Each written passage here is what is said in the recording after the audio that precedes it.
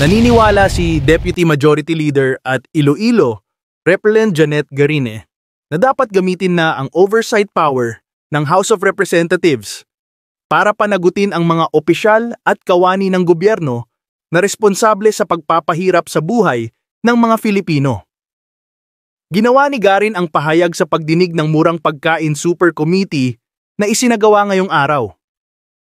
Ayon sa Dr. Solon, hindi pa ba napapagod ang lahat kung saan paulit-ulit na lamang ang mga issue at maging ang sagot ng mga inimbitahang resource speakers at hanggang sa ngayon ay wala pa rin solusyon, lalo na ang mga nararanasang pagtaas sa presyo ng bigas, iba pang mga pangunahing pagkain, kuryente at iba pa. Muling nagsagawa ngayong araw pagdidinig ang Quinta Committee sa panguna ni Repeor Joey Salceda upang talakayin ang mga issue ng smuggling, hoarding at pagtaas ng presyo ng bigas at pagkain. Layo ng pagdinig na bumuo ng batas na nagpapalakas sa food security ng bansa. It's the right of every Filipino family to have affordable rice. And I'm not referring to the cheapest rice. Nakakasakit, Mr. Chair, yung naririnig natin na pag mahirap yung murang bigas. Hindi. Hindi na nga sila makabili ng ulam. Gusto nila ng magandang bigas kasi lalagyan nila yun ng konting kalamansi, konting toyo, and I'm not recommending it. It's not really that healthy, pero ginagawa yun. So, paulit-ulit tayo eh. Sayang yung oras, buong umaga. Everything that you were saying were the same things we heard in 2024. Ngayon, 2025 na. So, bakit ngayon, bumabalik ulit tayo dun sa mga academic computation nyo, yung mga librong yan, ay hindi makakabusog sa Pilipino. Yung mga computation, yung paulit-ulit na hindi naman akma sa nangyayari sa baba, ay hindi makakatulong dahil bawat araw, bawat buwan, bawat taon na maraming tao ang nagugutom ay hindi justification ng pag-upo natin sa gobyerno. Hindi ba tayo napapagod? Or can I ask the resource persons, are you not tired? Because what we are discussing, I've been actually monitoring since the start, outside, through Facebook and up to this point of time. Lahat ng pinag-uusapan, lahat ng katanungan, lahat ng mga kasagutan were exactly the same topics discussed for the previous hearings. My question, Mr. Chair, paano ba naging 58 pesos yung MSRP ng DA? Because I believe this is the problem. The wholesalers are already saying landed cost nila 35 pesos. Binibenta nila, no, it was selling price pala, no? May we request the resource person earlier, sir? Stewart. Yeah. Stewart. Yung landed cost, sir, is 35 pesos? Or that's your About selling? 36 po. 36. Mix na ho yan. Ang Mixed, 40 is yung mga... Yun yung, premium. not Yung premium, talagang 5% broken yan. Okay. Magkano po yung benta nyo sa wholesaler or yung mga bumibili sa 40, iyo? 41. 40, 41. About 1 peso to 150 per kilo. Per kilo. Okay. Ang margin namin. Mr. Chair, kung babalikan natin, Customs also gave us the same figure. 35 pesos landed cost.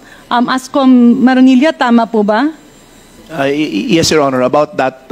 Pinakamura 35, pinakamahal 39.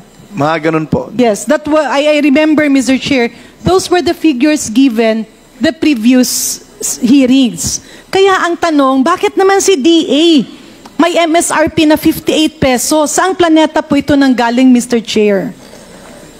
So maybe we get the comment, Mr. Chair, of the DA family.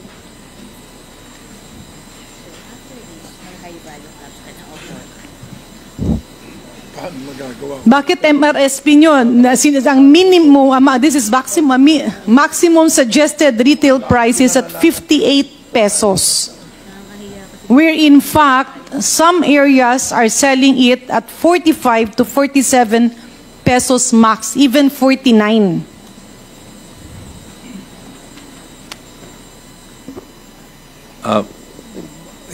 Linawin ko lang po, Mr. Chair, na yung pong MSRP is a pilot program that we will implement only in Metro Manila, kung saan po may nakikita kaming mga presyo na 62, 64, 60. And so, that is the reason why we wanted to start it off with a number which is less than the higher numbers that we're seeing. Pero hindi po ibig sabihin ito na titigil po kami doon. In fact, yung trial run po I'm natin... sorry, Yusek Asis. Apo. But Mr. Chair, hindi po kasi ganoon ang proseso if you want to play in the market. Hindi mo susundin yung presyo sa labas kasi alam nating mahal. So if you are telling us kasi ang nasa labas ay 62, 63 pesos, we bring it down to 58? No. I'm sorry, Mr. Chair. I'm sorry, Yusek Asis, but that is a wrong solution. Wido yun eh. How do we resolve the problem of mahal na bigas? Magkano ang landed cost or magkano ang kapital ng local farmer? Magkano ang pwedeng ipatong ng mga dadaanan? Okay, wholesaler, piso. Retailer, another 2 piso. O meron pa siyang cost niyan na isang mga logistic, another 2 piso, 5 piso na. Hanggang dumating dun sa retailer, 3 piso. So 8 pesos na margin. So if the landed cost is 35, sabihin na nga natin, Mr. Chair, 10 piso na lang. If the landed cost is 35, then in the market, yung talagang retail price before Juan and Maria, that should be 45. Yung 39, magiging 49. Because what the DA is doing, magkano ang presyo sa labas, tumawad tayo ng konti? No! We already pinpointed 3 problems before. Collusion among the traders, monopoly among the retailers in the market, and our government officials who are supposed to look into this not really doing their job. Yun ang naging nakitang 3 problema. Nag-compute tayo, bumalik tayo sa customs, bumalik tayo sa wholesalers, nagsalita ang ibang traders, nagsalita ang retailers, pinuntahan natin ang Bulacan. At ang ipinapakita doon, it was Secretary Laurel who mentioned 45 to 49 pesos max, Mr. Chair. So, paulit-ulit tayo eh. Sayang yung oras, buong umaga. Everything that you were saying were the same things we heard in 2024. Ngayon, 2025 na. In other words, the basis of the MSRP is wrong. And it's opening the possibility of abuse. Narinig natin si Mr. Stewart. Ang sabi niya, landed cost nila 35 to 39. No, pinakamahal nilang binibenta 40 to 41.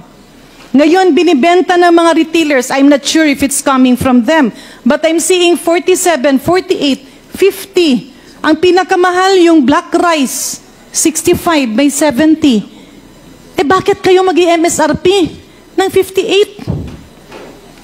We need to go to the grounds and deliver for our people. Then yung isa, Mr. Chair. Next, tama po ang sinabi ni Yusek Asis kanina while I was having my haircut, Mr. Chair, and observing the wisdom of how you were whipping this Murang Pagkain Super Committee. And he mentioned about the law, na ito yung batas, ito lang yung pwedeng, there were 2 instances that NFA can sell their rice. And that is in calamity and what was the other one? Emergencies. However, Mr. Chair, nakailang hearing na rin tayo. Isang pwede nilang pagbentahan ay kadiwa. And we dealt on it several times hanggang gabi kami dito ni Congressman Enverga. May prohibition ba? May legal prohibition ba na ang kadiwa mag-identify ng kadiwa rice retailers? And the answer was no.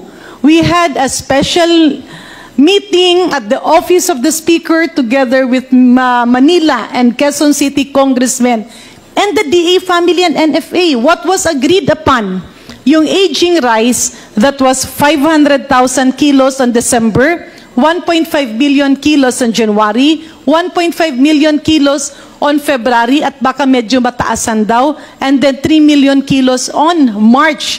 Those were the figures. That was the timetable to be sold by Kadiwa.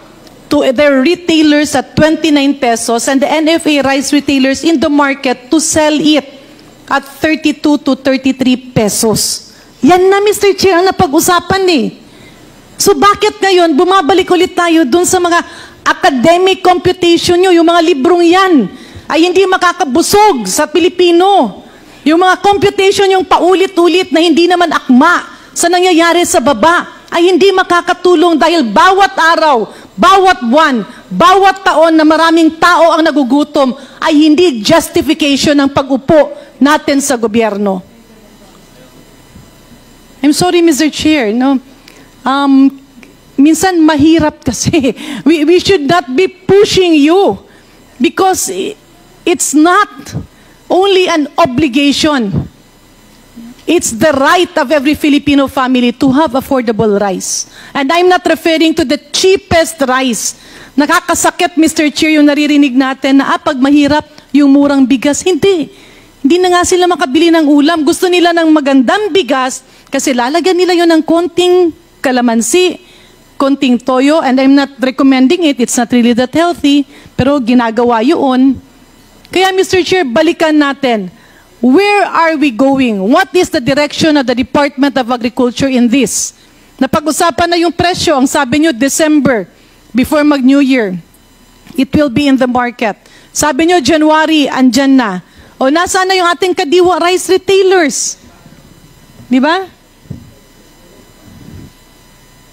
So, Yusek Asis, you kept on referring to those two. Nahanapan na ng solusyon yun. Bakit hindi natin ginagawa? Nagpa-follow up yung Manila at Quezon City. Walang aksyon sa DA. I think we will call the secretary on possibly Tuesday para we will have a final answer. I think it's not within the authority of Yusek Asis to make to guarantee the commitments of the department. So the best way, para kan si Selena Gomez, gumanda dahil sa gupit. I've been watching you there, oh. Kulay palay, Mr. Chair. So I think I can see from their faces that they don't have the authority to answer you very authoritative. But just to be factual about the situation, Mr. Chair, they were all aware about what we discussed in the previous hearings. They're also very much aware about the commitments. They're also aware of the legal impediments na nahanapan na nga ng paraan. So ang tanong ko, bakit ang bagal? Bakit ang dami pa natin kailangang pag-usapang mga libro at lahat-lahat, samantalang bawat araw, marami ang nagugutom? And Mr. Chair, the wholesalers are already here. Paulit-ulit natin silang pinagalitan ng mga nakaraang hearing. And they gave us all the prices. At nagtaka tayo, parang itong sibuyas, Mr. Chair, alam ni Kong Mark Enverga yun. We trace it step by step.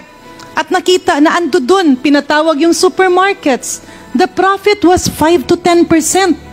Pero ang landed cost, kunyari, 50 pesos. Ang benta is 250. Eh kung 5 to 10% margin, that's 10 to 25 pesos.